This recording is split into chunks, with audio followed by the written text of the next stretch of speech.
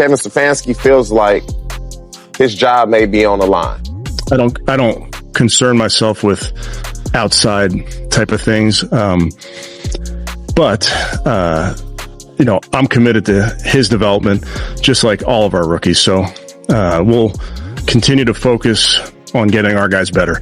And that's what we'll stay committed to, and that's what's important to me. And so you didn't give this man a fighting chance to compete. He went into a gunfight with 2 knives. He gonna lose that every time. You know you're going to waive Tyler Huntley. So what good did that 2-minute drive do for him? Was it going to help him? Don't you think Shedeur would have benefited more from a 2-minute drive than Tyler Huntley? Coach Kevin Stefanski is now cracking under the pressure. It's obvious the heat is building on both him and the Browns to finally make a real decision. After the game, the offensive line that had been blocking for Shedeur while he was on the field was cut loose. And a few players even had their contracts ripped up. The backlash has been fierce, forcing Stefanski to defend his handling of Shedeur's snaps. The big question was why he yanked Shedeur right before the crucial 2-minute drill. A moment many fans believed was perfect for the young QB to shine. Stefanski looked rattled, and it's becoming obvious his so-called plan with Shedeur Sanders has completely backfired. But before we break down his words, make sure to hit that like button and subscribe to our channel. Stefanski's explanation came off weak, his shaky tone exposing just how much pressure he's under. He claimed he put Tyler Huntley in for the final 2 minutes to get him tuned up. Come on, he was clearly nervous and still trying to sell the idea that Huntley needed those reps. The reality? Tyler Huntley was nothing more than a desperation pickup, signed because injuries forced the Browns' hand.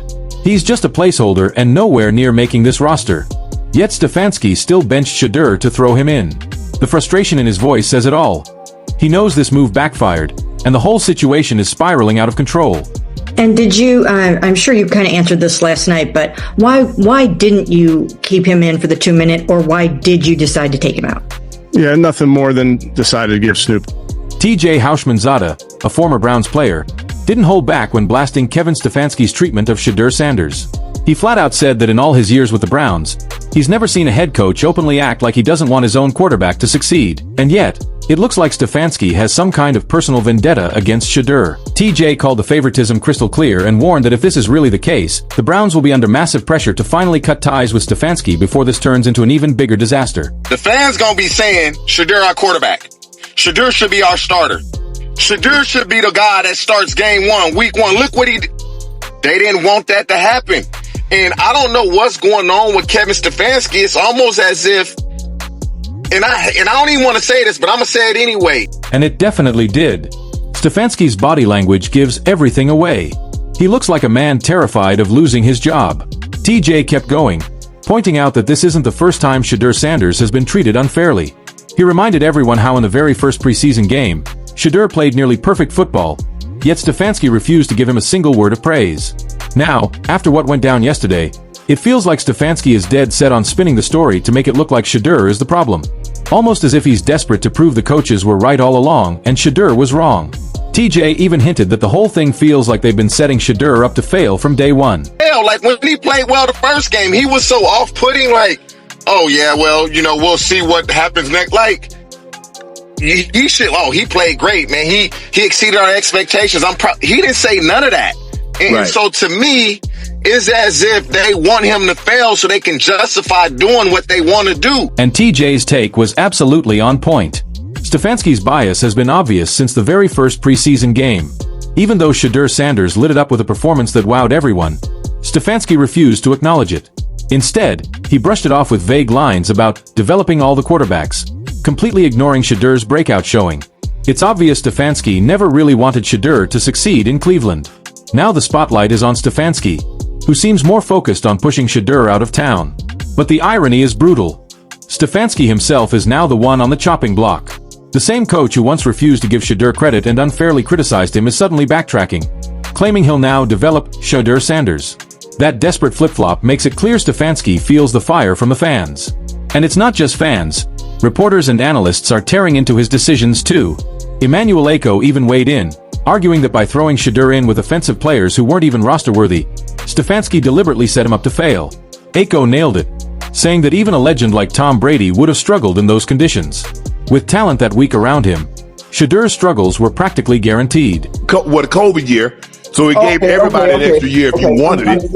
Understandable. But listen, it's What the chat said? The chat. Well, who the chat believe he took a shot or no? Let me look in the chat. I ain't even open my phone. Hold on. I'm curious to see what the chat would think. They are saying.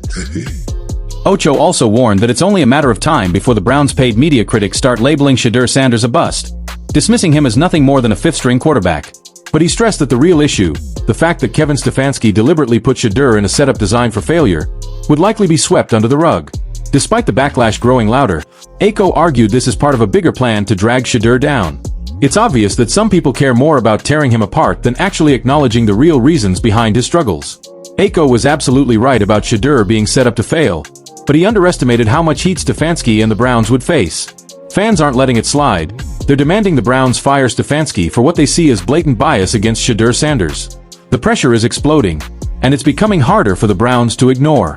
Skip Bayless also chimed in, torching the Browns for how they've handled Shedeur, calling it the absolute worst way to manage a young quarterback. He highlighted a dangerous pattern, pointing out how Shedeur has repeatedly been mismanaged not just by Stefanski but by the entire organization. According to Skip, this isn't some minor slip-up. Shedeur has never been given the real chances or support he needs, and the way the team continues to treat him is only piling on the pressure, making it nearly impossible for him to succeed. I'm outraged, I'm sickened, and I'm saddened by the way Shedeur continues to be treated in the National Football League, now by those sorry-ass Browns and sorry-ass Kevin Stefanski. Looking at how everything has played out with Shedeur Sanders, it's hard to ignore the fact that he was set up to fail from day one. Stephen A. Smith made a bold statement during Shedeur's very first preseason game, and it's looking more accurate by the day.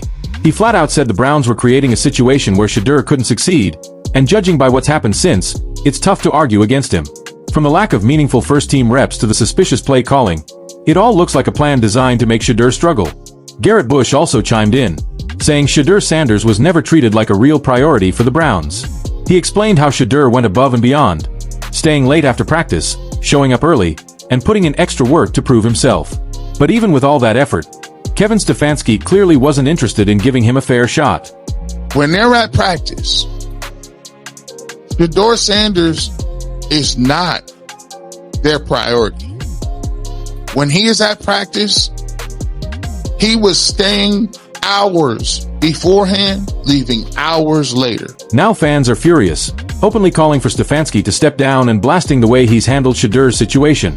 This story is only getting bigger, and the truth is being twisted at every turn. The media is already trying to spin the narrative against Shedeur Sanders, but we're here to break it all down with real facts, not bias.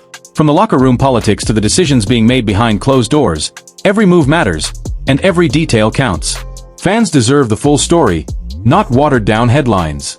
That's why we're covering this saga from every angle, exposing the bias, and making sure Shedeur's fight doesn't get buried under false narratives.